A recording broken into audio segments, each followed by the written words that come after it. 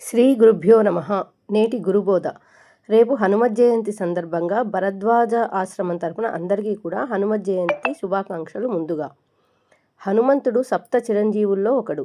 ఆయన మహాజ్ఞాని, గొప్ప వివేకుడు కూడా. సమయస్ఫూర్తికి మారుపేరు హనుమ. భక్తులంతా కూడా ఈ క్రింది శ్లోకాన్ని నిరంతరం తలుచుకోవడం వలన, వీలున్నప్పుడల్లా జపం చేయడం వలన మంచి జరుగుతుంది. బుద్ధి బలం యశోధైర్యం నిర్భయత్వం అరోగతాం అజాడ్యం వాక్పటుత్వం చ హనుమత్ స్మరణాత్ భవేత్. ఇది ఒక అద్భుతమైన శ్లోకం.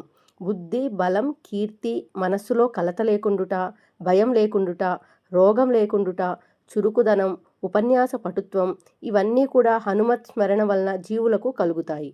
ఇది వాల్మీకి మహర్షి రచించిన శ్లోకం కాదు.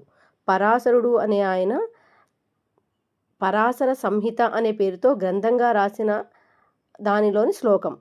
అయితే పరాశరుడు ఆంజనేయుని భక్తుడు. పరాశర సంహిత అనే పేరుతో గ్రంథంగా రాసిన మహానుభావుడే పరాశరుడు.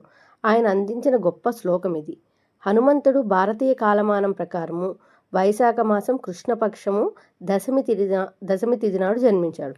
ఆనాడు శనివారం కూడా కలిసి వచ్చింది. వైశాఖే మాసే కృష్ణాయాం దశమ్యాం మందవాసరే అనే పరాశర సంహిత వంటి గ్రంథాలు, మంత్రశాస్త్రాలు కూడా తెలియజేస్తున్నాయి.